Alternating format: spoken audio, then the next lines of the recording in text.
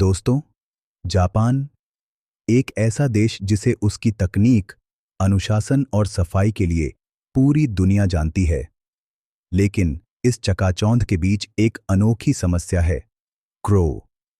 और आज हम आपको एक ऐसी हैरान कर देने वाली कहानी सुनाने वाले हैं जिसमें इंसान और क्रो एक दूसरे से बात करते हैं।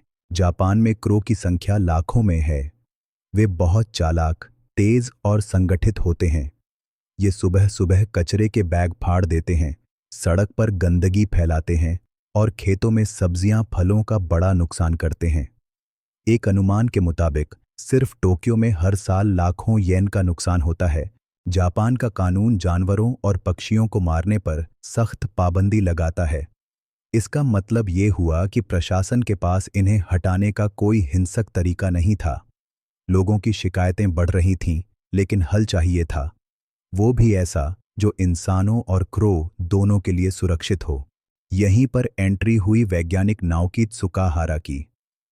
उन्होंने 5 साल तक क्रो का पीछा किया, उनकी आवाज़ें रिकॉर्ड की और देखा कि हर आवाज़ का अलग मतलब है। जैसे अपराध की जांच में सुराग ढूंढा जाता है, वैसे ही उन्होंने आवाज़ों का कोड तोड़ना शुरू किया। डेटा के विश्लेषण से पता चला कि क्रो की भाषा में लगभग 40 अलग अलग शब्द हैं। यहाँ खाना है, यह जगह सुरक्षित है, खतरा है, भाग जाओ। यानी ये पक्षी भी एक संगठित भाषा बोलते हैं। यामागाता शहर में प्रयोग हुआ। कचरे के पॉइंट्स के पास स्पीकर लगाए गए जो खतरा है, भाग जाओ की आवाज़ बजाते थे। नतीजा, जैसे ही आवाज़ बजती, क्रो तुरंत गायब हो जाते और तब तक वापस नहीं आते जब तक कचरा उठ नहीं जाता।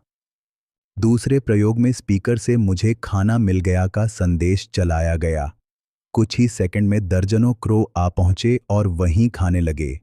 ये साबित करता है कि क्रो की भाषा को न सिर्फ समझा जा सकता है, बल्कि इस्तेमाल भी किया जा सकता है। अब वैज्ञानिक चाहते हैं कि यह तकनीक सिर्फ क्रो तक सीमित न रहे। कल्पना कीजिए, अगर हम डॉल्फिन, हाथी या यहाँ तक कि बिल्लियों और कुत्तों से भी बात कर सकें, ये भविष्य की क्रांति हो सकती है। कुरान में भी कहा गया है, और ज़मीन पर चलने वाला कोई जीव और अपने पंखों से उड़ने वाला कोई परिंदा ऐसा नहीं, मगर वो भी तुम्हारी ही तरह एक उम्मत है। सूरह अन-आम 38। यानी अल्लाह ने हर मखलूक को नियम, समझ और संगठन दिया है। दोस्तों, जापान हमें चौंकाने से कभी नहीं रुकता। अगली बार हम आपके लिए ऐसी ही एक और दिलचस्प कहानी लेकर आएंगे जो इंसान और प्रकृति के रिश्ते को नई नज़र से दिखाएगी।